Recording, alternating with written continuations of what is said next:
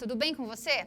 Os relatos de uma síndrome pós-Covid com sintomas persistentes depois da cura da infecção pelo coronavírus têm sido cada vez mais comuns.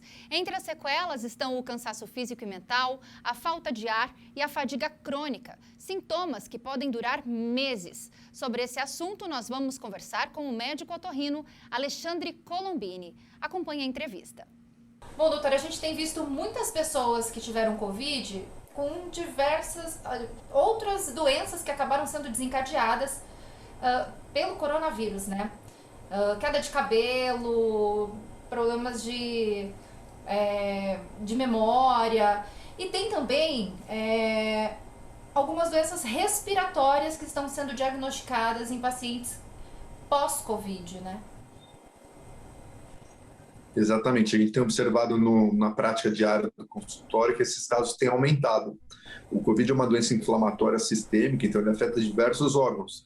Então, pensando nessa parte respiratória, é comum chegar o paciente no consultório relatando muito cansaço, muita fadiga, perda de olfato, perda de paladar. Então, é uma doença que vem acometendo bastantes pacientes tardiamente, e isso tem aumentado muito nos consultórios. A gente sabe que muitas pessoas que contraem a doença, elas têm esses sintomas, né? Como o senhor falou, falta de paladar, olfato, tem falta de ar. Então, o que preocupa é que depois de curadas, elas continuam apresentando esses sintomas, é isso? Exato, então é muito prevalente, principalmente a perda do olfato e do paladar. Então, às vezes o paciente faz até o diagnóstico, descobre que está com coronavírus, porque do nada o olfato e o paladar dele sumiu, aí ele faz o tratamento, fica de resguardo e tudo mais, mas passando aquele período de infecção, ele ainda continua com essa queixa. Isso também acaba valendo muito para a questão respiratória. Às vezes o paciente ele tem um quadro mais inflamatório, mais importante, que leva a uma fibrose pulmonar, e depois, quando ele já está curado, restabelecido para as atividades diárias do dia a dia, ele acaba apresentando uma fadiga, um cansaço acima do normal que ele não tinha antes da infecção. Por isso que é muito importante esses pacientes, após esse período, procurarem o especialista daquele sintoma que ele está sentindo, ou seja, se ele está com falta de ar, vai marcar uma consulta com um pneumologista, se ele está com algum distúrbio respiratório, de perda de olfato, perda de paladar, tontura, zumbido, ele vai procurar um otorrinolaringologista. Se ele está com esquecimento, com dor de cabeça crônica, aguda, quer dizer, né, nesse período pós-infecção, tem que procurar um neurologista para poder fazer o tratamento adequado. Descartar outras causas daqueles sintomas e fazer o tratamento adequado. Então é importante procurar os profissionais adequados, né, para cada tipo de sintoma. Exatamente, porque aí aquele especialista daquela área, ele vai saber a melhor maneira de conduzir, quais remédios, quais medicações que ele vai poder usar para aquele momento que o paciente está passando. Agora, doutor, existem algumas doenças respiratórias, né, que em alguns casos até precisam ser tratadas por médio, longo prazo, né?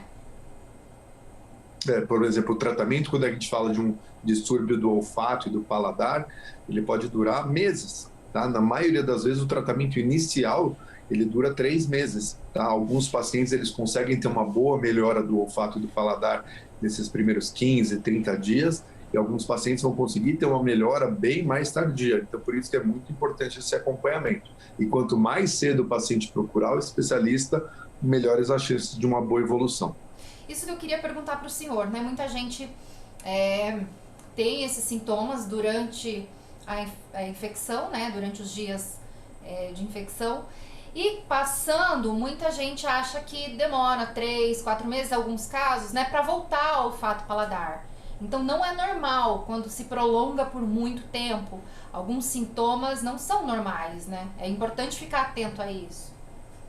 Exato, o que a gente tem frisado bastante é que passou aquele período de isolamento, de quarentena, já procura o especialista. Hoje tem os atendimentos por telemedicina também, então durante esse período aí de isolamento já dá para você ter uma abordagem inicial, algumas orientações para que o paciente ele seja bem atendido, bem acolhido e o tratamento comece desses sintomas o mais precoce possível. Inclusive já está comprovado que o coronavírus pode realmente provocar essas doenças respiratórias, né? Até porque muita gente já durante a infecção tem falta de ar, né? O grande problema é esse, né?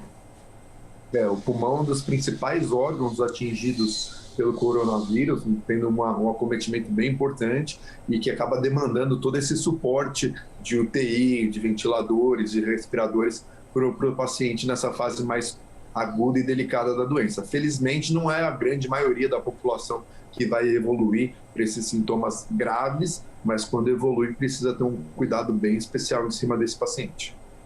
Então, é importante que todos fiquem alerta, né? Percebeu que está demorando demais para passar, né, aquele sintoma, por exemplo, o olfato paladar, ou ainda está sentindo esse cansaço, ou um pouquinho de falta de ar, procure um médico, que é importante, né? Senão esse quadro pode até se agravar.